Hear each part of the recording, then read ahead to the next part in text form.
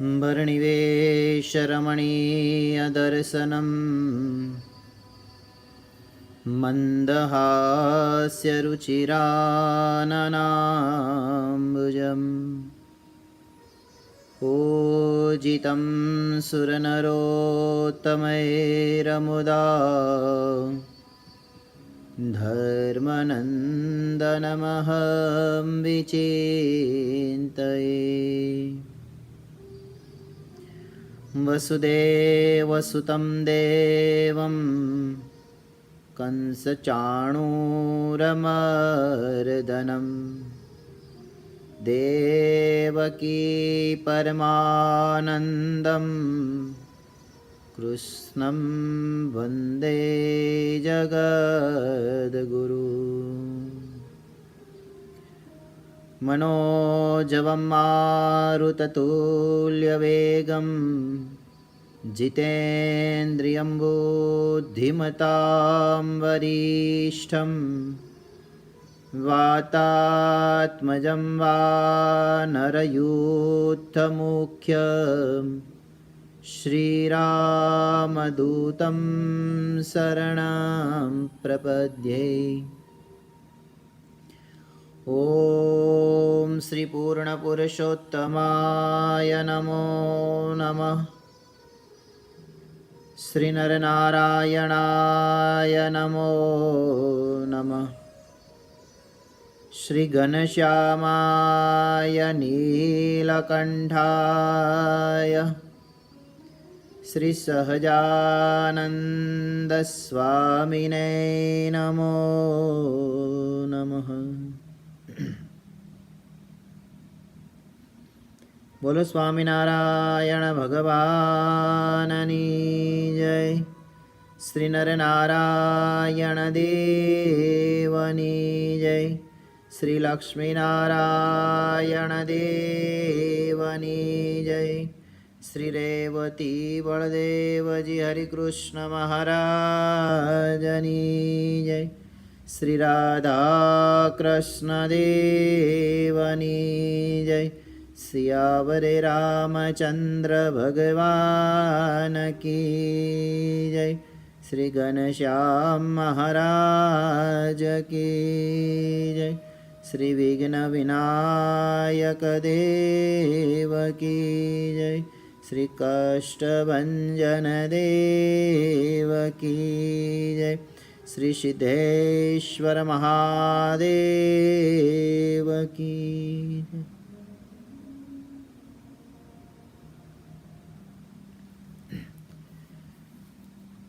इष्टदेव भगवान श्री स्वामीनारायण महाप्रभुना श्री चरणों वंदन प्रणाम। भरतखंडना राजाधिराज भगवान श्री नरनारायण देव, वृतालय निवासी भगवान श्री लक्ष्मीनारायण देव, जेतलपुर निवासी महाप्रतापी रेवती बड़ोती हरिकृष्ण महाराजना चरणों में पण वंदन प्रणाम। निज मंदिर में विराजमान भगवान श्री राधाकृष्ण देव घनश्याम महाराजना चरणों में पण वंदन।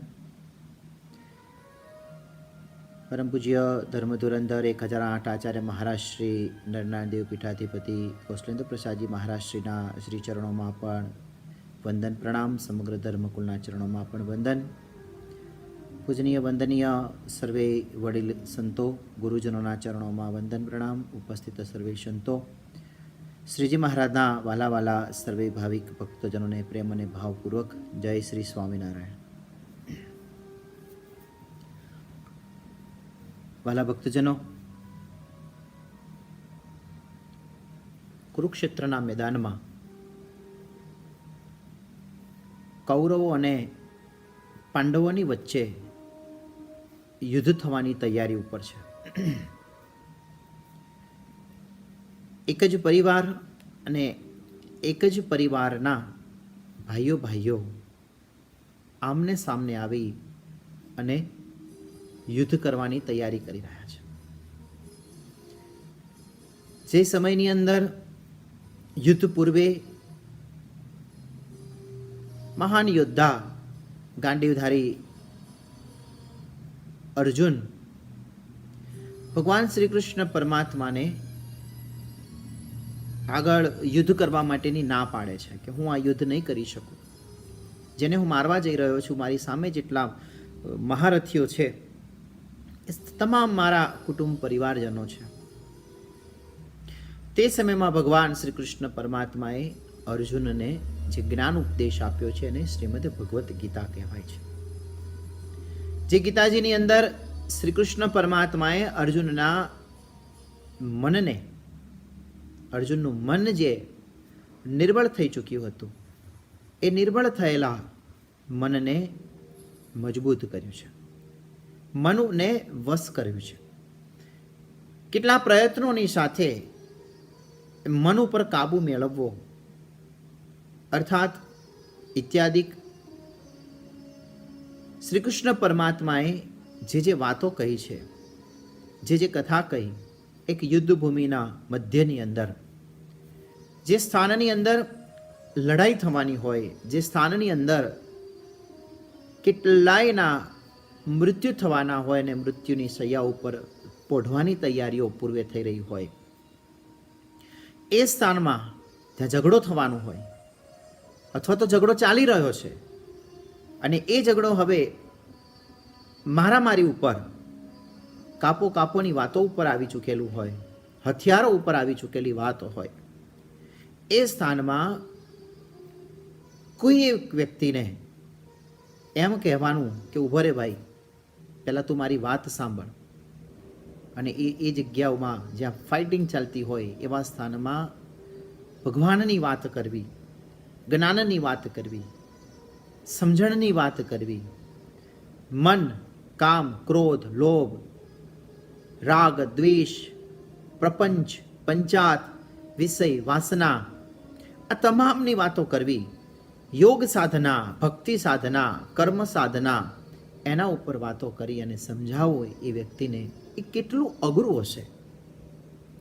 અઘરું કામ ભગવાન શ્રી કૃષ્ણ પરમાત્માએ બહુ જ સરળ કરી અને પોતાના ભક્ત અર્જુનને એ જ્ઞાન પીરસ્યું, અને એ જ્ઞાનના માધ્યમથી અર્જુન છે ફરીથી મજબૂત થયો છે, અને એ અર્જુને પોતાના મન ઉપર વિજય મેળવી છે. તો એ જ્ઞાનની અંદર ભગવાન શ્રી કૃષ્ણને એક સવાલ અર્જુને કર્યો છે.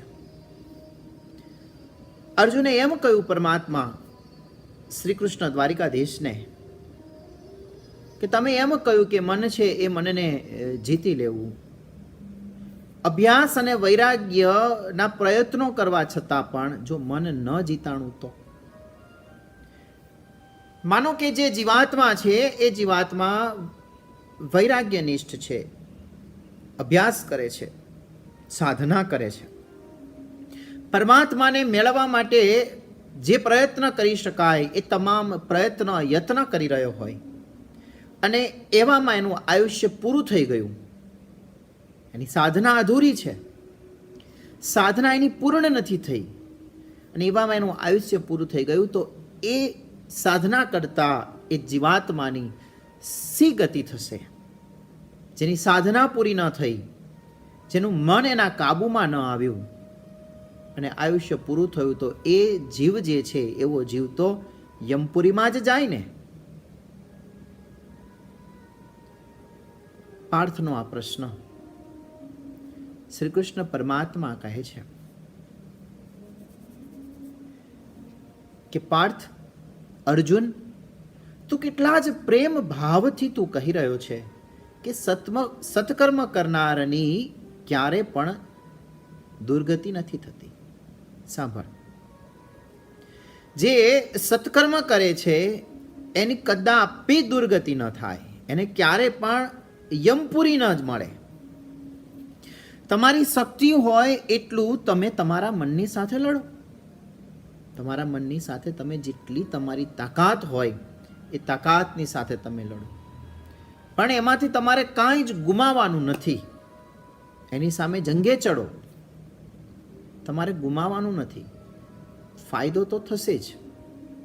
સ્વામિનારાયણ ભગવાન વચનામૃતમાં કહે છે કે કાળ, કર્મ અને માયાનો સ્વભાર છે કે ભગવાનના ભક્તને પીડી શકે, હેરાન કરી શકે, પણ જો અધૂરું રહી જાય તો એનું શું? જીવન પૂરું થઈ ગયું, સાધના અધૂરી રહી, તો એવો ભક્ત છે એની સી ગતિ થશે. ઘણા નબળા વિદ્યાર્થીઓ હોય છે, ટુકડે ટુકડે આગળ વધે છે અને સમય જતાં સફળતા મળે છે. એક સાથે આગળ ન વધી શકે. ઘણા હોશિયાર વિદ્યાર્થી હોય કે પહેલી જ ટ્રાયલે પાસ થઈ જાય, ને ઘણા એવા વિદ્યાર્થીઓ હોય કે જેને ઘણી બધી ટ્રાયલો આપવી પડતી હોય. મન સાથેની લડાઈ તમે સતત ચાલુ રાખો. તમે કેટલા આગળ વધ્યા એની નોંધ ભગવાન કહે છે કે હું રાખીશ. તમે તમારું કર્મ કરે જાઓ, તમે સાધના કરે જાઓ, ફળ મારે આપવાનું છે. અને માનો કે આ જન્મ તમારો અધૂરો હશે, અલ્પ આયુ હશે, અને અલ્પ આયુમાં તમે સાધના પૂર્ણ ન કરી શક્યા, તો પછી બીજા જન્મમાં તમે ત્યાંથી જ આગળ શરૂ કરજો. જ્યાંથી અટકા છો ત્યાંથી આગળ શરૂ કરવાનું. બીજો જન્મ એ સારો પણ આવશે. ભગવાન કહે છે સૂચિનામ શ્રીમતામ ગેહે યોગ ભ્રષ્ટો વિજાયતે. હવે સૂચિનામ અને શ્રીમતામ, શ્રીમદ ભગવદ્ ગીતાના આ બે શબ્દો ખૂબ જ સમજવા જેવા છે. પરમાત્મા શ્રી કૃષ્ણ ભગવાન અર્જુનના સંશયનું આ સમયમાં યુદ્ધ ભૂમિની અંદર નિવારણ કરે છે.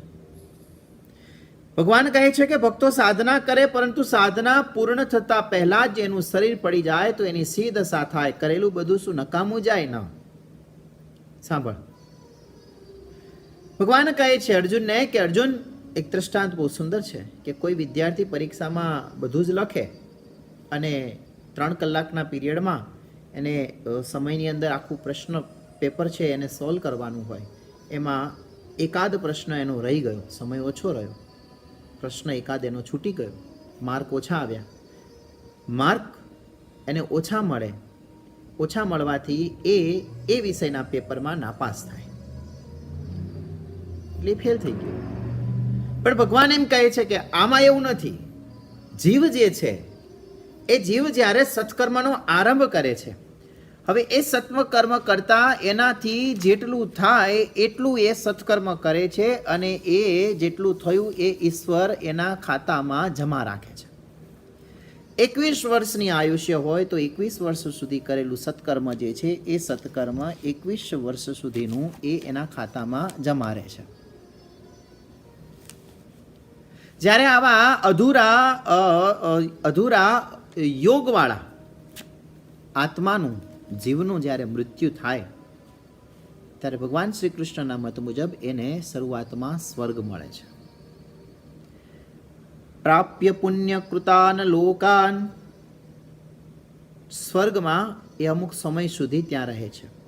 જેને સ્વર્ગની પ્રાપ્તિ થાય એણે પૂર્વે સત્કર્મ કર્યા અને અધૂરી સાધના રહી, મૃત્યુ થયું, તો એને પ્રથમ પ્રાપ્ય પુણ્ય કૃતાન લોકાન, સ્વર્ગમાં સ્થાન મળે છે. અમુક સમય સુધી એ સ્વર્ગમાં રહે છે અને પછી ફરીથી પાછો એ આ ધરતી ઉપર આવે છે. અને જ્યારે ધરતી પર આવે છે ત્યારે સૂચિનામ શ્રીમતામ, ધનપતિના ઘેર એને જન્મ મળે છે. ધનપતિને ત્યાં એ જીવને જન્મ મળે છે. યોગ કરતા કરતા જેને અધૂરું રહ્યું, જેનું જીવન ટૂંકું રહ્યું, અર્થાત કે યોગ કરતા કરતા જેને અધૂરું રહ્યું એને યોગ ભ્રષ્ટ કહેવાય છે. એને યોગ ભ્રષ્ટ કહેવાય છે. હવે ઘણા શબ્દ ભ્રષ્ટ સાંભળે એટલે એ ભ્રષ્ટ શબ્દ સાંભળીને ગભરાઈ જાય. એને એમ થાય કે વાહ, ભ્રષ્ટ થાય આપણે તો. કોઈ ગામની અંદર એક નાનો બાળક નાનપણથી બહુ જ ભજન અને ભક્તિમાં તલ્લીન હતો. એને ત્યાં સંતો આવેલા એટલે સંતો એની આ જે ક્રિયાને જોઈ, નાની ઉંમરની અંદર ભજન અને ભક્તિમાં એટલો બધો રચ્યો પચ્યો રહે છે, એટલે સંતો એમ કહ્યું એ ઘરધણીને, એ બાળકના પિતાને કે સજ્જન, કે આ તમારો બાળક છે ને એ બાળક કોઈ સાધારણ નહીં, આ તો યોગ ભ્રષ્ટ જીવ છે. હવે યોગ ભ્રષ્ટ જીવ કીધું એટલે એના બાપાને ખોટું લાગ્યું, માઠું લાગી ગયું કે સ્વામી અમારા આ દીકરાને ભ્રષ્ટ કીધો. ખબર ના હોય એના માટે બરાબર છે કે યોગ ભ્રષ્ટ શું કહેવાય જાણતો ન હોય તો ઠીક છે, પણ સમજી રાખવું જરૂરી છે. યોગ ભ્રષ્ટ એટલે યોગને સાધનામાં અધૂરું રહેલું કાર્ય ફરીથી પૂરું કરવા આવ્યો છે. યોગ સાધનામાં અધૂરું રહેલું કાર્ય ફરીથી પૂર્ણ કરવા આવે છે. ભક્તિ યોગ છે, ધર્મ યોગ છે, કર્મ યોગ છે. તો એ જે કાર્ય અધૂરું રહ્યું છે, સત્કર્મરૂપી કાર્ય કરતાં કરતાં એને અધૂરું રહ્યું, તો એ કાર્યને પૂરું કરવા માટે જે જીવ ફરી આવે છે એને કહેવાય છે યોગ ભ્રષ્ટ. અને શ્રીમદ ભગવદ્ ગીતાની અંદર શબ્દનો ઉલ્લેખ કર્યો છે, યોગ ભ્રષ્ટો વિજાયતે. એવા યોગ ભ્રષ્ટ ધનપતિના ઘરે એ જીવને જન્મ મળે છે. ધનપતિને ત્યાં ભક્તિ કરતા કરતા કઈ ખામી રહી ગઈ, એ પૈસાદારને ત્યાં જન્મે છે. તો હવે એનું તો નિકંદન જવાનું. એને તો કોઈ સારા સંસ્કાર મળ્યા તો ઠીક, બહુ મોટા પૈસાદારને ત્યાં હોય તો પછી તો એનો ઉછેર પણ એ જ રીતનો હોય. એને ત્યાં સાધુ સંતો જાય તો ઠીક છે, તો દર્શન થાય, મહાત્માના દર્શન થાય. નહીં તો ઘણી વખત બહુ પૈસાદારને ત્યાં જન્મ મળ્યો હોય એટલે સભામાં બધાની સાથે બેસવામાં પણ સંકોચ અનુભવાય. નિર્માનીપણું એ સમયે આવવું એ બહુ અઘરું છે. મોટો પૈસાદાર ધનપતિ થઈ જાય, પણ એની સાથે સાથે ઘણા બધા બીજા પરિબળો એમાં કામ કરવા લાગી જાય છે. માન હોય, અભિમાન હોય, હું આવડો મોટો પૈસાદાર, મોભો, પછી એને એ નડે છે. એટલે એ પછી એ સભાની અંદર સાધારણ બની, નિર્માની બની અને એ પછી એ કાર્ય કરી નથી શકતો. ધનપતિના ઘેર જો પુણ્યાત્મા જન્મે, એને તો સત્સંગની તકો મળે જ નહીં, શાસ્ત્રકાર કહે છે. પણ એ ધનપતિ કેવો હોય? શબ્દ છે શુચિનામ શ્રીમતામ. તો હવે એવો ધનપતિ કયો કે જેને ત્યાં આવો યોગ ભ્રષ્ટ જીવાત્મા જે છે, એ જીવાત્મા પોતાનું અધૂરું રહેલું કાર્ય પૂરું કરવા માટે આવે છે. એવો ધનપતિ કોણ? એવો ધનપતિ કેવો? શુચિનામ એક વિશેષણ છે. શુચિનામ પણ ઘણું બધું કહી જાય છે. ધનપતિ તો ખરા, પણ શુચિનામ. શુચિ એટલે પવિત્ર. ધનપતિની આગળ એક વિશેષણ લગાવ્યું છે, પવિત્ર ધનપતિ, પવિત્ર પૈસાદાર. પવિત્ર ધનપતિના લક્ષણો શાસ્ત્રોની અંદર બતાવેલા છે. કયા ધનપતિ પવિત્ર અને કેવા ધનપતિ અપવિત્ર? તો જેના જીવનમાં પ્રભુ ભક્તિ હોય અને પ્રયત્નથી, નીતિથી સંપત્તિ મેળવી હોય, એ પવિત્ર ધનપતિ છે શાસ્ત્રોકારોના મતે. હવે જેના જીવનમાં ભક્તિ ન હોય અને ફક્ત પુરુષાર્થથી જ પૈસો એણે મેળવ્યો હોય, તો એ અપવિત્ર ધનપતિ છે શાસ્ત્રની મત પ્રમાણે. જેણે પ્રયત્ન વગર કોઈ ચોરી કે અનીતિથી પૈસા મેળવ્યા હોય, એને શાસ્ત્રો ધનપતિ કહેતા નથી. કેમ કે એણે ચોરીનું માલ છે, એની પાસે જે ધન આવ્યું છે ચોરીનું છે, અનીતિથી કમાયેલું છે. શાસ્ત્રની રીતે એ ધનપતિ, એ પૈસો એ કામ નથી આવતો. એને મોટો ચોર કહે છે શાસ્ત્રકારો. બારીના સળિયા કાપી ઘરમાં પ્રવેશીને વસ્તુઓ ઉઠાવી જાય, એ નાના ચોર. પણ સફેદ મોંઘા મોંઘા કપડાઓ પહેરી અને અગ્રસ્થાન મેળવી ચોરી, ખટપટ, પ્રપંચ, અનીતિથી પૈસા મેળવે, એને ધનપતિ ક્યારે પણ કહેવાય નહીં. હવે એને શું કહેવું હોય તમે જાણો છો. પવિત્ર ધનપતિ એવો વિચાર કરે, અથવા તો એને એવો વિચાર આવે કે મેં આ મહેનત કરી અને ભગવાને આટલું મને આપ્યું. મારા આ વૈભવમાં મારા પ્રભુનો પણ, પરમાત્માનો, મારા ભગવાનનો પણ આમાં ભાગ છે.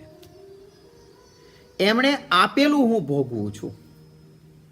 આવા પવિત્ર ભક્તિશીલ સંપત્તિવાળાને ત્યાં પૂર્વનો મુક્ત જન્મ લે છે. જેને અધૂરું રહેલું પૂરું કરવાનું છે, અધૂરું જેને રહ્યું છે એ એને પૂરું કરવાનું છે. પણ અત્યારે જગતમાં તો કેવું છે, એરણકી ચોરી કરે કરે સુઈ કા દાન. એરણ કી ચોરી કરે, કરે સુઈ કા દાન. 10,000 રૂપિયા ખટપટથી ખોટી રીતે મેળવી લે અને પછી કહે છે કે આપણે 101 રૂપિયાનો ધર્માદો કર્યો, આપણે આ જગ્યાએ આટલા રૂપિયાની સેવા કરી, આપણે આ જગ્યાએ આટલા રૂપિયાનું કાર્ય કર્યું. મણની ચોરી કરે અને 100 ગ્રામ ભેટમાં આપે, એનો ક્યાંય મેળ આવે ખરો? લક્ષ્મી જ્યારે કોઈને ત્યાં આવે છે ત્યારે એના 3 સ્વરૂપ હોય છે. લક્ષ્મીજી જ્યારે કોઈ મનુષ્યની પાસે આવે છે ત્યારે એના 3 સ્વરૂપ હોય છે. 3માંથી કયા સ્વરૂપે આવે છે? 3 સ્વરૂપમાં પહેલું સ્વરૂપ છે સાત્વિક, બીજું સ્વરૂપ છે રાજસ અને ત્રીજું સ્વરૂપ છે તામસ. સાત્વિક, રાજસ અને તામસ, જેની આવકમાં ઈશ્વરનો ભાગ હોય, જેની આવક નીતિની હોય, પરિશ્રમથી પ્રાપ્ત થતી હોય અને સાથે ભગવાનની ભક્તિ હોય, એને ત્યાં લક્ષ્મી છે સાત્વિક રૂપે આવે છે. કદાચ રાજસ રૂપે આવે તો પણ ઈશ્વરનો જો ભાગ કાઢે, લક્ષ્મી રાજસ રૂપે કદાચ એને ત્યાં આવી હોય અને ઈશ્વરનો જો એ ભાગ કાઢતો હોય તો એ લક્ષ્મી પણ સાત્વિક બની જાય છે.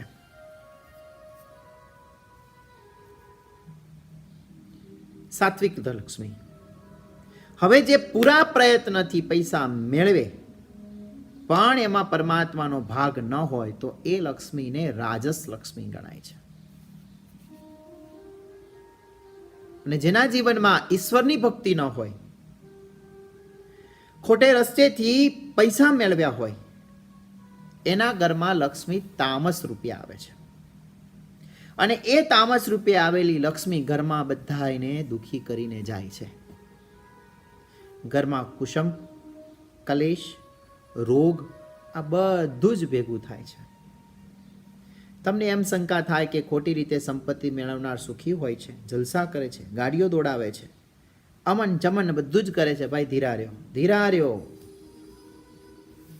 ઈશ્વરની કોર્ટમાં એટલા બધા કેસ હોય છે કે ફાઇલ જરાક નીકળતા થોડીક વાર લાગે, બાકી કેસ ચાલે પછી સજા તો પૂરેપૂરી જ થાય છે. આખી જિંદગીનો હિસાબ એક જ દિવસમાં ચૂકતે. એકવાર કોર્ટની અંદર એક કેસ આવ્યો. શકમંદ ઉપર ખૂનનો આરોપ હતો. એના ઉપર કેસ ચાલ્યો. ન્યાયાધીશને વિચાર થયો કે આ કેસમાં માણસ નિર્દોષ છે, જેના ઉપર ખૂનનો આરોપ છે એ માણસ નિર્દોષ છે, પરંતુ પોતે સાબિત નથી કરી શકતો કે હું નિર્દોષ છું, અને એનો વકીલ પણ એને નિર્દોષ સાબિત કરવામાં પૂર્ણ નથી થઈ શકતો, એને નિર્દોષ સાબિત નથી કરી શકતો. એટલે હવે કાયદાની મર્યાદાને આધીનમાં રહી અને મારે એને ફાંસીની સજા આપવી પડશે. ઘણી બધી તકો આપી ન્યાયાધીશે, પરંતુ કોઈ મેળ ના આવ્યો. પણ કાયદો એમ કહે છે કે આ જ ગુનેગાર છે, બધા જ એવિડન્સ એના તરફી છે કે આ જ ગુનેગાર છે, આણે જ ખૂને કર્યું છે. એટલે ના છૂટકે. ન્યાયાધીશનું મન માનતું ન હોવા છતાં પણ એણે તમામ ગવાહીઓને આધારે, સબૂતોને આધારે એ માણસને ફાંસીની સજા જાહેર કરી કે આણે ખૂન કર્યું છે, માટે એને આ ફાંસીની સજા આપવામાં આવે છે. હવે બીજા દિવસે સવારે ન્યાયાધીશ એ ગુનેગારની મુલાકાતે ગયો. ન્યાયાધીશ ત્યાં ગુનેગારની મુલાકાતે જઈ અને એને કહ્યું કે ભાઈ સાંભળ, મને બહુ દુઃખ થાય છે, મારે ચુકાદો આપવામાં કાયદાની મર્યાદા પ્રમાણે મેં ચુકાદો આપ્યો છે, મને બહુ દુઃખ થાય છે. દુઃખ એ વાતનું થાય છે કે મારે તને ફાંસીની સજા થઈ અને તું નિર્દોષ હોય એવું મને લાગે છે, માટે તું મને સાચે સાચું કહી દે, ખરેખર તે આ ગુનો કર્યો છે કે નથી કર્યો? કારણ કે મારો જીવ છે ને, જીવ ડંખી રહ્યો છે. કોઈ નિર્દોષ માણસને ફાંસીને માચડે ચડાવવા માટે હું નિમિત્ત નથી બનવા માંગતો. હવે જે સલાખોની અંદર, જેલની અંદર, સળિયાની પાછળ રહેલો, જેને ફાંસીની સજા થઈ છે, જે ગુનેગાર છે, સાબિત થઈ ચૂક્યું છે, કોર્ટના કાયદાના ન્યાય પ્રમાણે અંદર રહેલો ગુનેગાર એમ કહે છે, સાહેબ તમે ચિંતા ના કરો, ઈશ્વરને ત્યાં દેર છે પણ અંધેર નથી. આ વખતે હું કદાચ નિર્દોષ છું, આ વખતે હું ખરેખર નિર્દોષ છું, આ ખૂન મેં નથી કર્યું, હું તો આમાં નિમિત્ત બની ગયો, આની તો મને ખ્યાલ પણ નથી, હું આમાં ખોટો ફસાઈ ગયો છું. પણ સાહેબ, આજથી 15 દિવસ પહેલા, આજથી 10-12 વર્ષ પહેલા મેં 2 ખૂન કરેલા, અને જેની અંદર હું નિર્દોષ છૂટી ગયો હતો. મારા એ વખતના પાપની સજા મને અત્યારે થતી હશે, માટે પરમાત્માને ત્યાં ન્યાય આપવામાં કદાચ ઢીલ હશે, પણ છટકી તો નથી જ શકાતું. દેર હૈ પર અંધેર નહીં. પ્રભુ કે વહાં દેર હૈ પરંતુ અંધેર નહીં. ખોટા કર્મથી, ખોટા ઉપાયોથી, અનીતિથી, અન્યાયથી પૈસા મેળવે એના ઘરમાં લક્ષ્મી તામસ સ્વરૂપે આવે છે. અને એ લક્ષ્મી જ્યારે લાત મારે ત્યારે ધનોપત નીકળી જાય છે. પણ આપણી ઉતાવળી નજરને એ ક્યારેય દેખાતું નથી. સાચી રીતે લક્ષ્મી મેળવેલી હોય, જીવનમાં પરમાત્માની ભક્તિ હોય, એવા ગ્રહસ્થને લક્ષ્મીજી પુત્રની પેઠે સુખી રાખે છે. કારણ કે લક્ષ્મી છે, માં છે.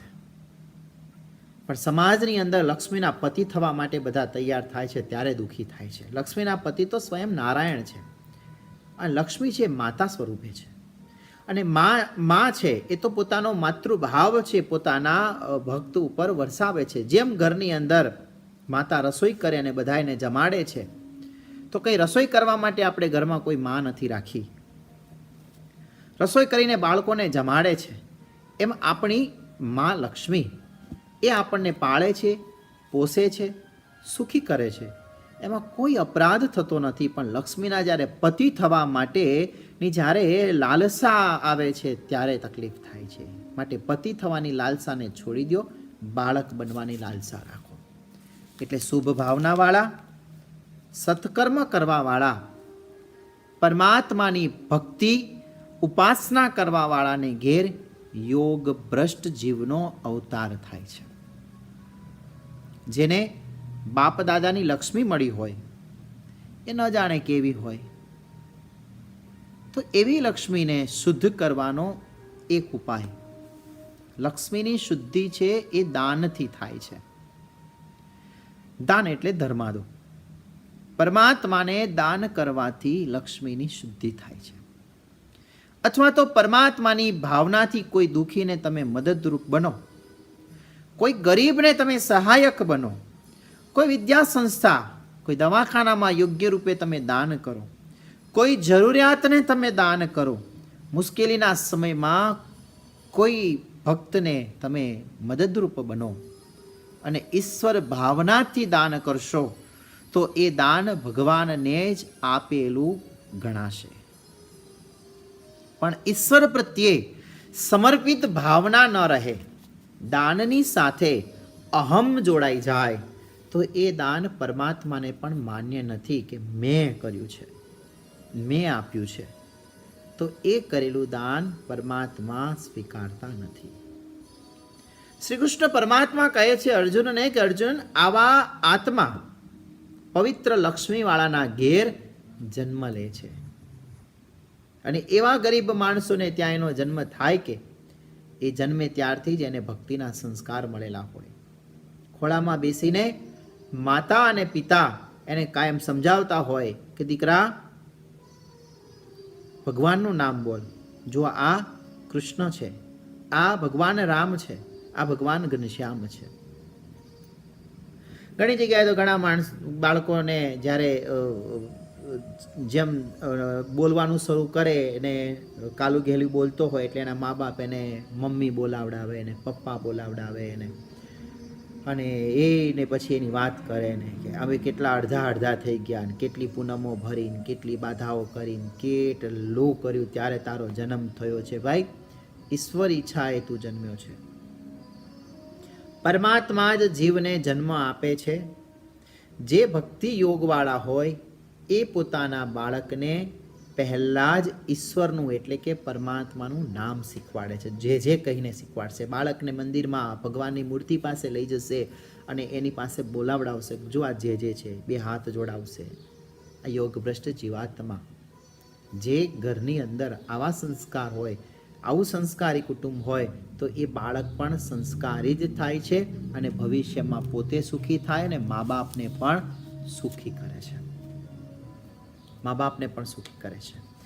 ભગવાન શ્રી કૃષ્ણ પરમાત્મા કહે છે કે હું આવા સંસ્કારીને ત્યાં જ હું પવિત્ર આત્માને મોકલું છું. આવા સંસ્કારી પરિવારને ત્યાં પવિત્ર આત્માને મોકલું છું, જે બાળકને ઈશ્વરે મોકલેલો છે એમ સમજવો અને બાળપણથી જ ભક્તિના સંસ્કાર મળે છે અને જેથી એ પૂર્વજન્મનું એનું અધૂરું જે કાર્ય છે એ કાર્ય ચાલુ થઈ જાય છે. ભક્તિવાળા કુટુંબને ત્યાં જન્મ મળવો બહુ દુર્લભ છે. ઘણા પુણ્ય હોય ત્યારે જેવા મા બાપ એ જીવાત્માને પ્રાપ્ત થતા હોય છે. એક વખત એક કથાની અંદર શ્રોતામાંથી એક સવાલ આવેલો અને સવાલમાં એમણે એમ પૂછ્યું કે સ્વામીજી, તમને નથી લાગતું કે ભગવાન શ્રી કૃષ્ણના આવવાનો સમય ફરીથી થઈ ગયો છે? મહાભારત કાળમાં દુર્યોધન, દુશાસન જેવા 100 જણા હતા. શિશુપાલ જેવા 25 બીજા હતા. 150-200 જણાએ આખા ભારતમાં ત્રાહી કરી નાખેલું હતું. તો અત્યારે તો દુર્યોધન અને શિશુપાલનો તો જરાય પાર નથી. ધર્મની પણ ખૂબ જ પ્રમાણમાં ગ્લાનિ થઈ રહી છે. છતાં પરમાત્મા અવતાર કેમ નથી લેતા? ભગવાન તો પ્રગટ થવા માટે તૈયાર છે. અને જવાબ આપ્યો, ભગવાનને તો આવું છે. ભગવાન તો રાહ જોઈને બેઠા છે કે આ ધર્મની ગ્લાનિ થઈ રહી છે, હિંસા થઈ રહી છે, મારે મારા ભક્તની રક્ષા કરવા અર્થે આ પૃથ્વી પર પરમાત્માને ધરતી ઉપર આવવું છે. પણ આ ધરતી પર આવવા માટે એને એવા મા બાપની જરૂર પડે કે જ્યાં દશરથ અને કૌશલ્યા, વસુદેવ, દેવકી, ધર્મ, ભક્તિ જેવા મા બાપને એ શોધી રહ્યો છે ધરતી પર આવવા માટે પરમાત્મા.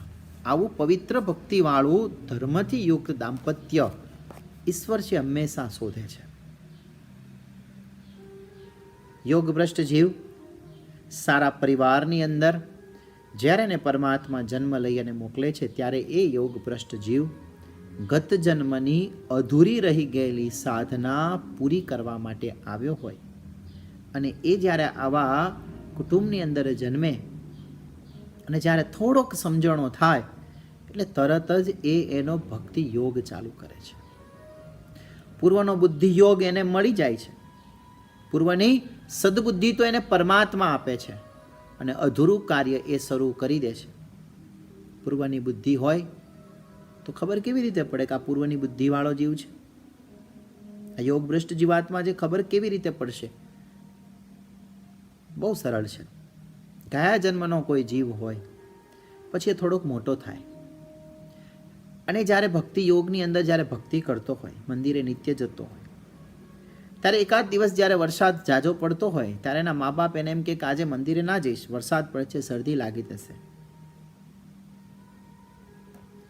હવે શરદી લાગે કે ગરમી લાગે, એના મા બાપ ન આવતા હોય પણ છોકરો જો મંદિરે આવતો હોય, આ ગત જન્મના એના બુદ્ધિના સંયોગ છે કે એને મંદિર સાથે, પરમાત્માની સાથે, ભગવાનની સાથે જે કાર્ય અધૂરું મૂકીને આવ્યો છે, જે કાર્યને આગળ ધપાવવા માટે આ જન્મ એને પ્રાપ્ત થયો છે, એ કાર્યમાં એ ક્યારે પાછી પાની ન કરે તો સમજવાનું કે આ યોગભ્રષ્ટ જીવાત્મા છે. નહીં તો હવે નાના બાળકને બાળપણમાં કોણ ઉપદેશ આપીને ગયું હશે? આટલી બધી લગ્ની અને કોણે લગાવી હશે? પૂર્વનો બુદ્ધિ સંયોગ કામ કરે છે. પૂર્વજન્મનો બુદ્ધિ સંયોગ એને કામ કરે છે અને એ જ ભક્તિમાં, ભજનમાં પ્રવૃત્તિ રૂપ બને છે. સદગુરુ મુક્તાનંદ સ્વામીનું જીવન એવું જ હતું. બાળપણથી જ સાધુ થવા માટે અને સંતોના સત્સંગ માટે રાત દિવસ તન્મય રહ્યા. સદગુણોની શોધમાં અનેક સ્થળોની અંદર સદગુરુ મુક્તાનંદ સ્વામી ફર્યા.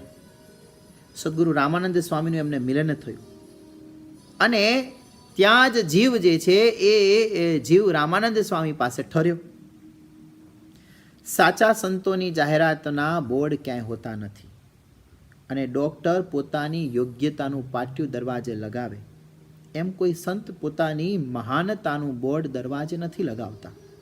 તો પછી મહાન સંત પણ કેવી રીતે ઓળખાશે?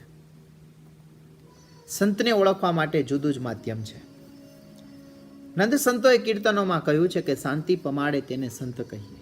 જેમ અગ્નિ પાસે બેસે તો અગ્નિની ગરમી તો અડવાની જ, એ મહાન પુરુષો સંત પુરુષની પાસે કોઈ જીવ જાય તો એનો પ્રભાવ એને સ્પર્શ ન કરે એવું ન બની શકે. એનો પ્રભાવ એને તરત જ સ્પર્શે.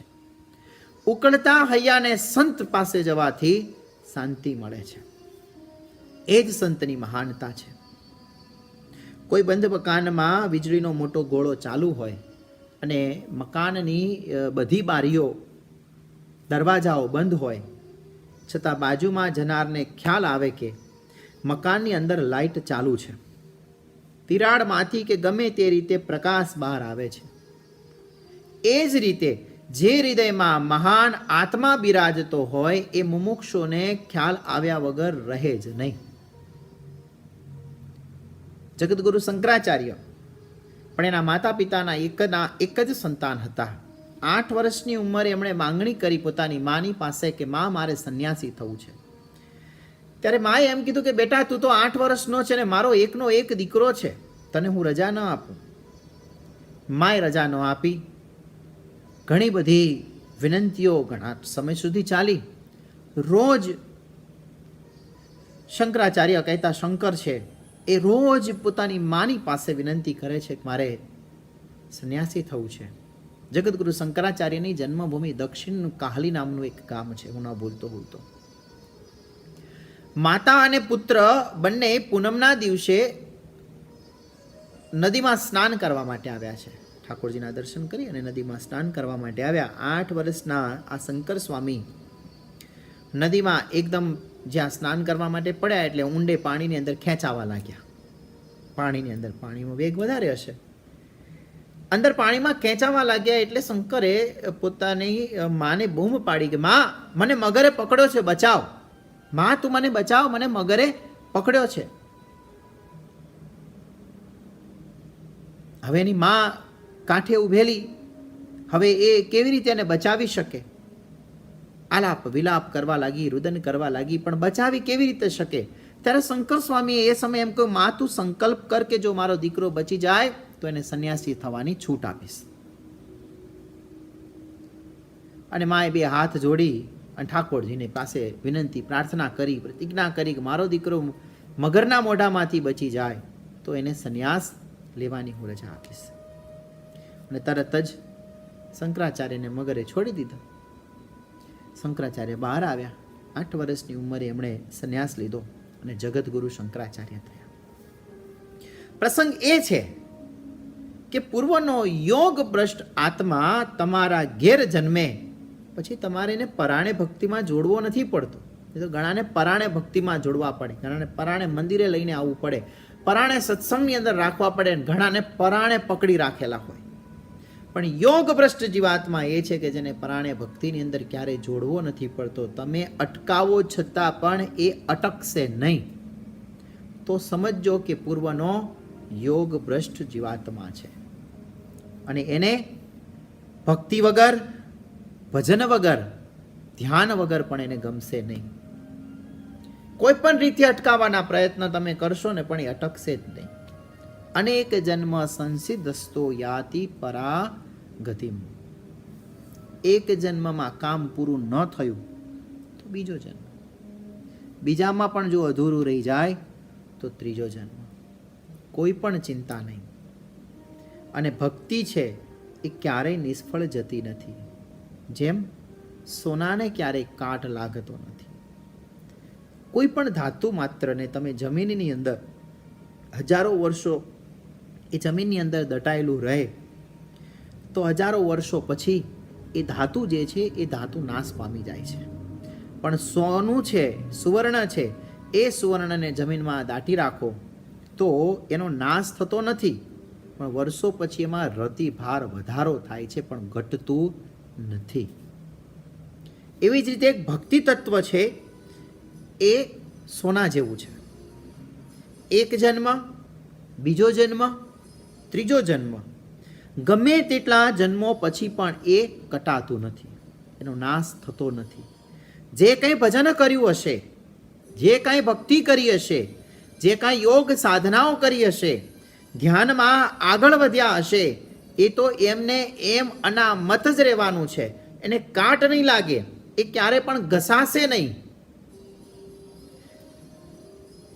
ક્યારે પણ એ નાશ પણ નહીં પામે, ઘસાશે નહીં. એમ અનેક જન્મે જે સિદ્ધિ પ્રાપ્ત થાય, અનેક જન્મે જે સિદ્ધિને પ્રાપ્ત થયેલો હોય એવો યોગી પુરુષ છે એ જ મોક્ષને પામી શકે છે. અને એવા યોગી પુરુષ એટલે કે જેનું મન સતત પરમાત્માની અંદર જોડાયેલું છે, જે પરમાત્માને પામવા માટે મથી રહ્યો છે, એવો જે પુરુષ છે, એ પુરુષ, એવો જીવ છે, એ જીવ પરમાત્મા સુધી ગમે તે રીતે કરી અને પહોંચી જાય છે. અને પરમાત્મા એવા જીવને શોધીને પણ પોતાની પાસે લઈ આવે છે. કઈ વખતે આપણે વાત કરી હતી વટામણની અંદર પ્રભાનંદ સ્વામી, અને એ પ્રભાનંદ સ્વામીના ઉપદેશથી વટામણના માધવદાસ, જેમણે પ્રભાનંદ સ્વામીની વાત સાંભળી અને સત્સંગ થયો અને સંપ્રદાયની અંદર શ્રીજી મહારાજની પાસે દીક્ષા લીધીને પરમહંસ બન્યા, એ માધવદાસ સ્વામી થયા, જે દાસ પંક્તિના સૌથી પહેલા સંત હતા, જેની વાગથી ભગવાન શ્રી હરિએ વટામણમાં રક્ષા કરી. અને પ્રભાનંદ સ્વામી એ સમય કહે છે કે મારી એક વાત કરું, પરમાત્માની પ્રાપ્તિ મને કેવી રીતે થઈ છે. મૂળ દીવના વણિક હતા, દીવ બંદરમાં રહેવાવાળા વાણિયા. ભગવાન ઉપર એમને પૂર્ણ શ્રદ્ધા, વિશ્વાસ હતો. દરેક ક્રિયામાં ભગવાન એની સાથે છે એવો એમણે એક નિશ્ચય કરી રાખેલો હતો. અંતરમાં આનંદથી ભગવાનનું સ્મરણ પણ કરતા, એક ક્ષણ પણ પરમાત્માને ભૂલે નહીં. જે વ્યવહાર કરતા, જે કમાણી કરતા, એમાં પણ પરમાત્માને સાથે રાખતા અને પરમાત્માનો ભાગ પણ કાઢતા. દ્વારિકાધીશ ઉપર એમને પૂર્ણ શ્રદ્ધા હતી. એક દિવસ એક વહાણને લઈ, એની અંદર માલ સામાન ભરી, પોતાના કુટુંબ પરિવારને સાથે લઈ, 2 દીકરા અને પત્ની ધંધો કરવા માટે પરદેશ ગયા છે. 2 વર્ષે ધંધો કરી, વહાણની અંદર માલ સામાનને ભરી, જે કમાણી કરી છે કમાણીને લઈ અને પાછા પોતાના વતન આવે છે. વહાણવટિયાનો ધંધો હતો અને વહાણમાં બેઠા તો પણ એ પરમાત્માનું ભજન કરવાનું ચૂક્યા નહીં. સમુદ્રની અંદર વહાણ ચાલ્યું જાય છે, પણ આ દીવના આ વણિકને પરમાત્માનું નામ સ્મરણ લેવામાં ક્યાંય પાછી પાની ન કરી, અર્થાત કે ભગવાનનું નામ જપ કર્યા રાખતા હતા. ઘટના એવી ઘટી કે મધદરિયે જ્યારે વહાણ આવ્યું અને અચાનક જ જોરદાર પવનની લહેર આવી, વાવાઝોડું આવ્યું, ઝકેડી ગુમરી થઈ એની અંદર વહાણ ઘૂમવા લાગ્યું, ડોલવા લાગ્યું છે. વહાણ બેકાબુ બન્યું છે. ત્યારે ખલાસીઓ, નાવિકો જે હતા, એ નાવિકોએ એમ કહ્યું કે હવે આ વહાણ અમારા હાથમાં નથી રહ્યું, હવે તો ભગવાને રક્ષા કરે તો ઠીક છે, બચવાની કોઈ આશા છે નહીં. સૌએ પોતાના ભગવાનને સંભાળવા લાગ્યા. અને એ વખતે આ વણિકે પણ દ્વારિકાધીશને સંભાળ્યા છે. શું કરું, શું ન કરું વિચાર કરે છે. ત્યાં તો વહાણ છે એ તોફાનની અંદર ડૂબ્યું છે. પેલા નાવિકો જે હતા એ તો કૂદીને તરી પડ્યા, એમને તરતા ફાવતું હશે એટલે તરી ગયા.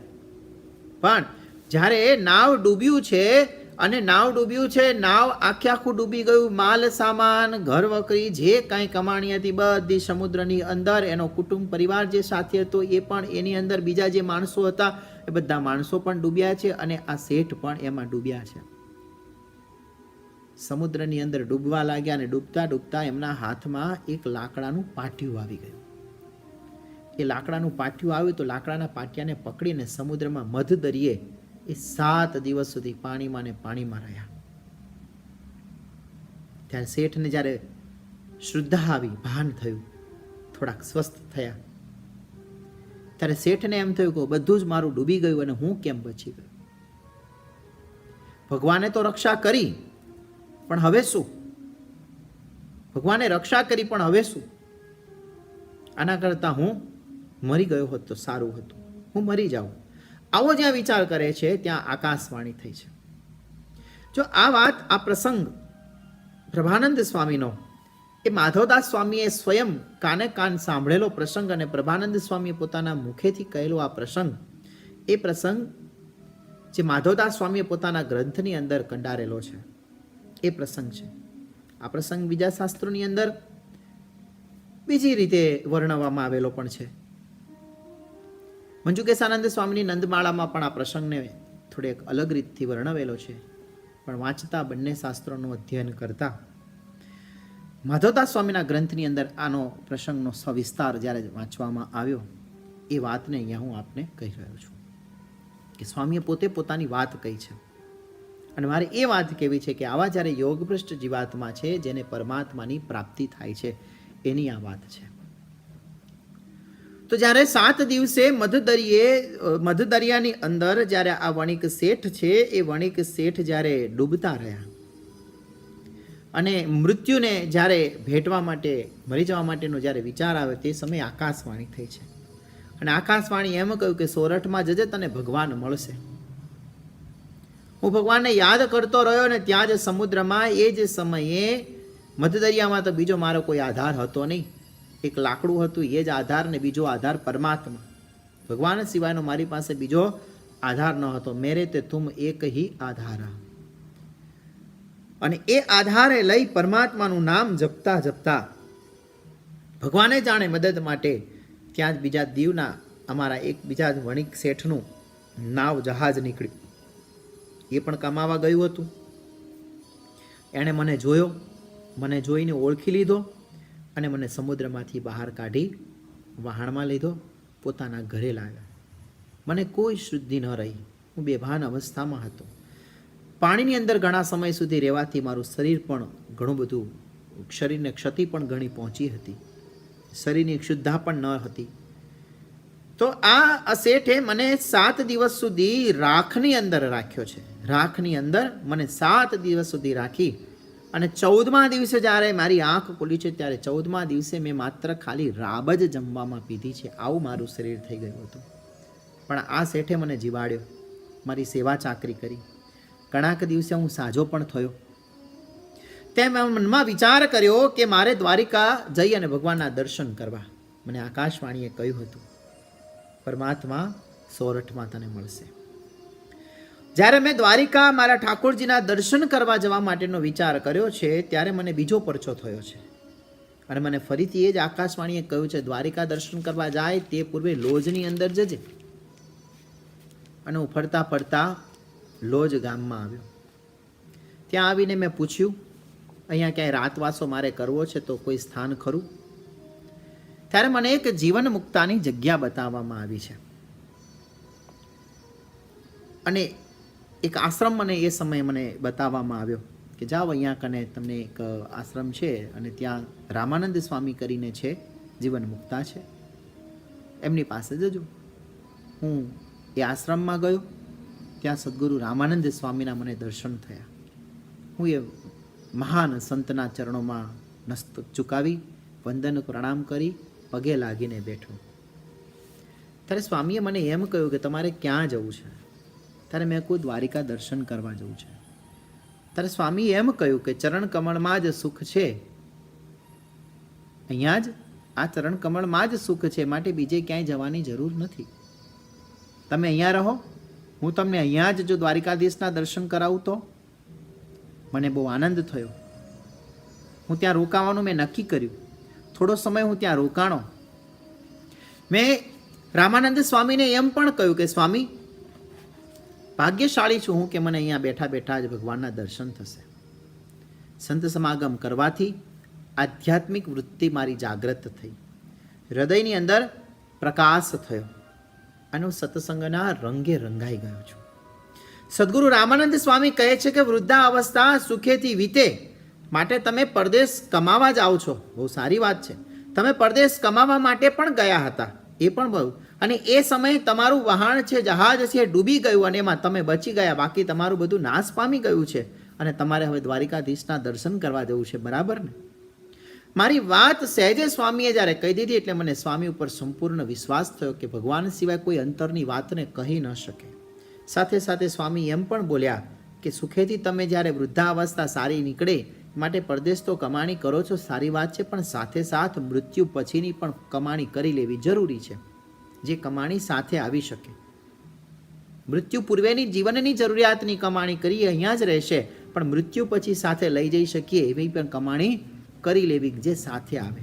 માટે તમે હમણાં અહીંયા રોકાઓ, બહુ સારું છે, અહીંયા રહો અને અહીંયા સત્સંગ કરો, અમે તમને ભગવાનના દર્શન કરાવીશું. સમય નીકળ્યો.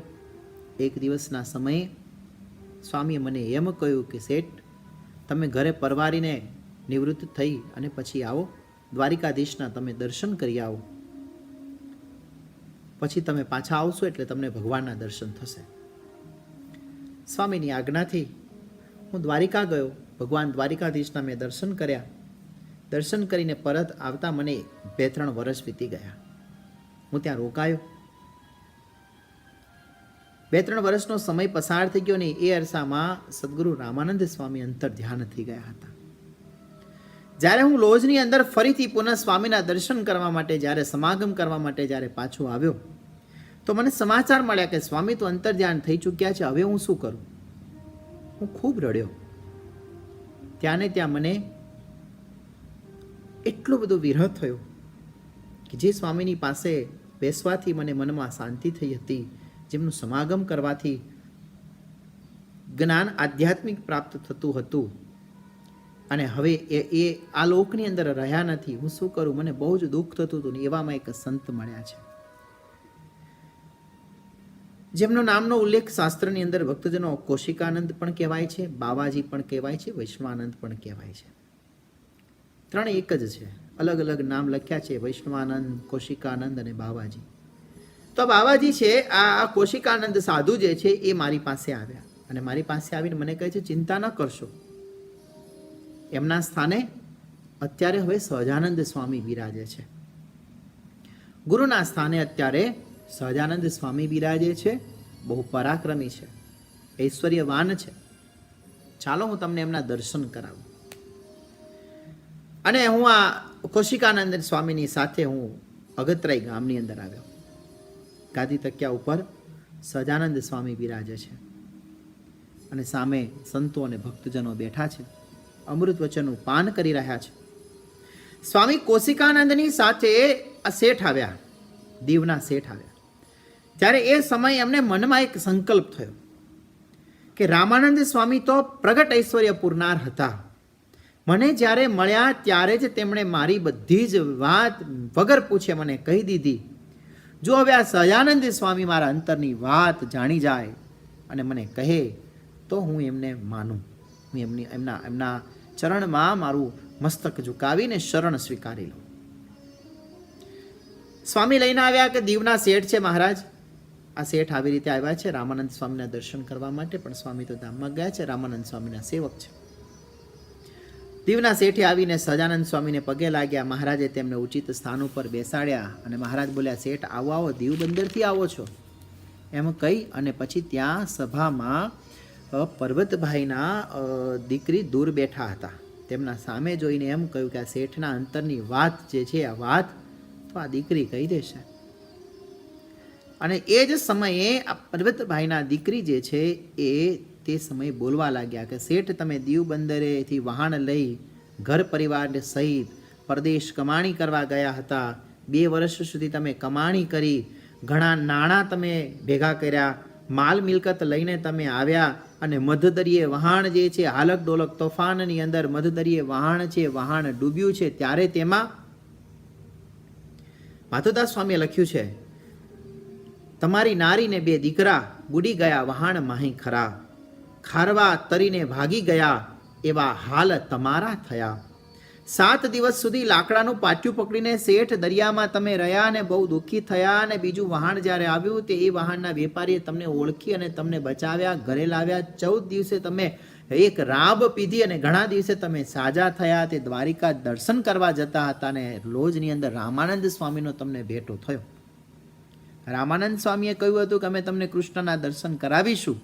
તમે અત્યારે દ્વારિકાધીશ દર્શન કરવા માટે આવ્યા છો તો દ્વારિકાધીશના દર્શન કરી અને જે કાંઈ ઘરે કામ હોય અર્થાત કે પરવારીને તમે આવો, નિવૃત્ત થઈને તમે આવો. પણ તમને આવતા તો 2 વર્ષનો સમયગાળો નીકળી ગયો અને ફરી જ્યારે આજે તમે લોજ આવ્યા છો, રામાનંદ સ્વામીના તો દર્શન થયા નહીં, પણ તમને આ કૌશિકાનંદ સ્વામી મળ્યા કે જે તમને અત્યારે પ્રગટ ભગવાનના દર્શન કરાવવા માટે તેડીને આવ્યા છે. આમ જ્યાં દીકરીએ બધી જ વાત કરી ત્યારે શેઠ બોલ્યા, વાત તો બધી બરાબર છે, એકો એક શબ્દ સાચો છે. ત્યારે તે દીકરી બોલી કે આ સભામાં બેઠા એ જ ભગવાન સ્વયં પરમાત્મા શ્રી કૃષ્ણ છે.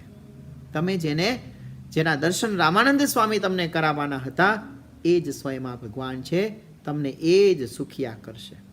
અને હું તત્કાલ ઊભો થઈ, શેઠ કહે છે કે ઊભો થઈ અને સહજાનંદ સ્વામીના ચરણમાં નમી પડ્યો અને મેં એમને એમ કહ્યું, બે હાથ જોડી અશ્રુભીની આંખોથી મેં એમને એમ કહ્યું કે મને તમારો આશ્રિત કરો, અખંડ તમારી સેવામાં રાખો, હવે મારે સંસારમાં રહેવું નથી. અને જ્યારે સહજાનંદ સ્વામી તો કરુણાની મૂર્તિ છે, એટલે એ કરુણાની મૂર્તિએ પછી મારા મસ્તક ઉપર હાથ મૂક્યો છે. પછી મું પર કરુણા કીધી, પોતે હાથમાં કાતર લીધી. ઇતિહાસનો પ્રસંગ એક એવો આ પ્રસંગ છે જેની નોંધ ઇતિહાસકારોએ નોંધી હોય અને જે વાત સ્વયં સ્વામીએ પોતે પોતાના મુખે કહી હોય અને માધવદાસ સ્વામી જ્યારે ગ્રંથની અંદર લખતા હોય કે ઘણા પરમહંસોને દીક્ષાઓ સહજાનંદ સ્વામી આપી છે, પણ આ એક એવો પ્રસંગ છે કે જેની અંદર સ્વયં ભગવાન સ્વામિનારાયણ મહાપ્રભુએ સહજાનંદ સ્વામીએ આ દીવના વણિકને, આ દીવના વાણિયાને, આ દીવના આ શેઠિયાની સ્વયં ભગવાન સહજાનંદ સ્વામી પરબ્રહ્મ પુરુષોત્તમ નારાયણે પોતાના હાથે કાતર લઈ અને એની ચોટી કાપી અને એને દીક્ષા અર્પણ કરી હોય. પછી મું પર કરુણા કીધી, પોતે હાથમાં કાતર લીધી, મારી ચોટી કાપી સહજાનંદ, મારું નામ પાડ્યું પરભાનંદ, મારી ચોટી કાપી સહજાનંદ, મારું નામ પાડ્યું પરભાનંદ. પોતે પોતાના સ્વહસ્તે મારી ચોટી કાપી, મને વર્તમાન ધરાવી, મને કંઠી પહેરાવી, ધર્મની રીત ભાત શીખવાડી, ભાગવતી દીક્ષા મને અર્પણ કરી અને મારું નામ પરભાનંદ પાડ્યું છે. હું એ જ દીવનો શેઠિયો પરભાનંદ સ્વામી કહે છે, જેના માથે હરિનો હાથ હોય, એનો આ વટામણના આ જગ્યા ઉપર એ માનવભક્ષી વાઘ છે. એ વાઘ શું, કાળ પણ કાંઈ કરી ન શકે. કાળની પણ તાકાત નથી કે એ ભગવાનના ભક્તનું હાનિ પહોંચાડી શકે. જેના દાણી પુરુષોત્તમ પ્યારો, તેને વાઘ તે શું કરનારો. માટે નિર્ભય થઈને ભગવાનની અચળ ભક્તિ કરીએ. રક્ષાના કરનારા ભગવાન છે. ગમે તેવી સ્થિતિ હોય, પરિસ્થિતિ હોય, એ પરિસ્થિતિમાં ધીરજ અને વિશ્વાસ હોવો જરૂરી છે. કહેવાની વાત એ છે ભક્તજનો કે જ્યારે પૂર્વના યોગભ્રષ્ટ જીવાત્મા જે હોય છે એ જીવાત્મા પરમાત્મા સન્મુખ ગમે તે રીતે પહોંચી જતા હોય છે. પરમાત્માને પામવાની ઝંખના સાધના જેણે કરી હોય અને સાધના જ્યારે એને અધૂરી રહે છે અને જ્યારે બીજો એને જન્મ જ્યારે પ્રાપ્ત થાય છે ત્યારે એ સાધનાને પૂર્ણ કરવા માટે એનો સમય જ્યારે પરિપક્વ થાય ત્યારે પરમાત્મા સુધી પહોંચી આવે છે. દુઃખ તો ઘણું આવ્યું હતું શેઠને, પણ શેઠે એમાં ધીરજ રાખી હતી. નિષ્કુળાનંદ સ્વામીના શબ્દો વારે વારે આપણને યાદ કરવાની ઈચ્છા થાય. સુખ દુઃખ આવે સર્વે ભેળું, તેમાં રાખજો સ્થિરમતી, જાળવીશ મારા જનને, વળી કરીશ જતનયતી. એવા આ પ્રભાનંદ સ્વામી 500 પરમહંસોની અંદરના એક આ સંતતા, જેમની વાત મંજુકેશાનંદ સ્વામીએ નંદમાળામાં ઉલ્લેખ કરતા એમ કહ્યું કે એક સમયે આનંદાનંદ સ્વામીનું મંડળ તથા પરભાનંદ સ્વામી વગેરે સંતો સુરતની અંદર પધાર્યા છે. અને એ સમયમાં આનંદાનંદ સ્વામીએ જળની તુંબડી ભરીને, લોટો ભરીને પાણીનો જળની તુંબડી ભરીને સદગુરુ પ્રભાનંદ સ્વામીને અર્પણ કરી, જળપાન કરાવવા માટે, પાણી પીવા માટે આપી છે.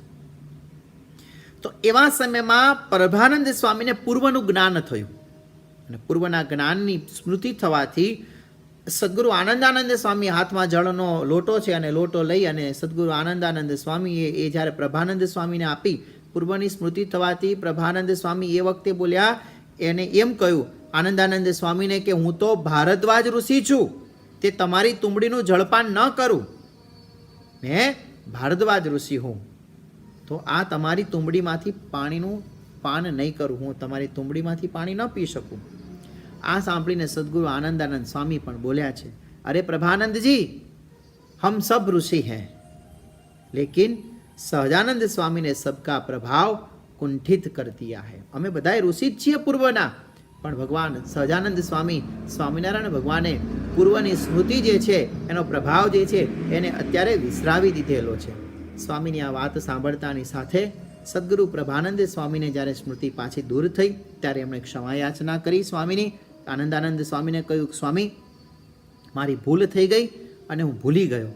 આમ જીવન પર્યંત સત્સંગની અંદર પ્રભાનંદ સ્વામીએ સેવા કરી અને એ સદગુરુ પ્રભાનંદ સ્વામીએ પોતાની ઉત્તરા અવસ્થા છે એ સુરતની અંદર જ પંચભૌતિકના દેહનો ત્યાગ કરી અને અક્ષરવાસી થયા છે, પરમાત્માના ધામને પામ્યા છે.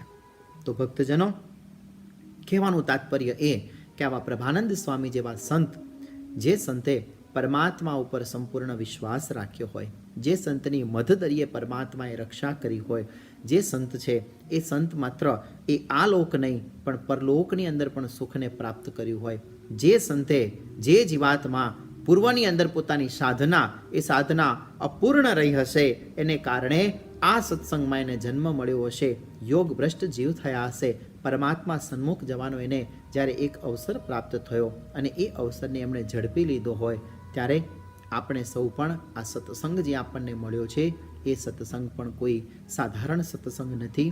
આપણને આ સત્સંગમાં જન્મ મળ્યો છે, એ જન્મ આપણા માટે તો બહુ મોટા ભાગ્યો કહેવાય કે આપણને આ સત્સંગમાં, આ સત્સંગી પરિવારની અંદર આપણને જન્મ પ્રાપ્ત થયો છે. અને એ જન્મ આપણો એળે ન જાય, મનુષ્ય જન્મ આપણો વ્યર્થ ન જાય. આપણી સાધના જે છે, આપણી ભક્તિ જે છે, આપણી સેવા સત્કર્મ જે છે, એ સત્કર્મને આપણે આગળ ધપાવવા માટે જ આપણને આ જન્મ પ્રાપ્ત થયો છે. જે દેવોને દુર્લભ છે એવો જન્મ જ્યારે મળ્યો હોય ત્યારે વિશેષ કરી અને પરમાત્માનું ભજન સ્મરણ સત્કર્મ કરી અને પરમાત્મા સન્મુખ જવા માટેના સંપૂર્ણ આપણે પ્રયત્નો કરી અને પરમાત્માની પ્રાપ્તિ કરીએ. જ્યારે જ્યારે પરમાત્માને યાદ કરીએ ત્યારે પરમાત્માની મૂર્તિ, પરમાત્માની છબી, પરમાત્માના લીલાચરિત્રોના માધ્યમથી પણ આપણી સન્મુખ આવતી રહે. સુખ અને દુઃખ જ્યારે પણ આવે, સંસાર છે, સુખ અને દુઃખ બંને સિક્કાની પૂરક છે. સુખ અને દુઃખ જ્યારે પણ આવતું રહે ત્યારે એમાં પણ આપણે સ્થિર મતિ રાખી અને પરમાત્માનું ભજન કરીએ તો ભગવાન આપણા સૌની રક્ષા કરશે.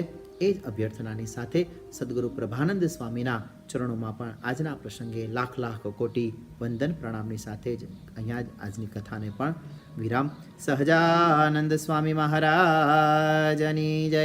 શ્રી નરનારાયણ દેવની જય. શ્રી લક્ષ્મીનારાયણ દેવની જય. શ્રી રેવતી બળદેવજી હરિકૃષ્ણ મહારાજની જય. શ્રી રાધા કૃષ્ણ દેવની જય. શ્રી ઘનશ્યામ મહારાજની જય. શ્રી વિઘ્ન વિનાયક દેવની જય. શ્રી કષ્ટભંજન દેવની જય. નમઃ પાર્વતી પદય. હર હર મહાદેવ હર. સૌને જય સ્વામિનારાયણ.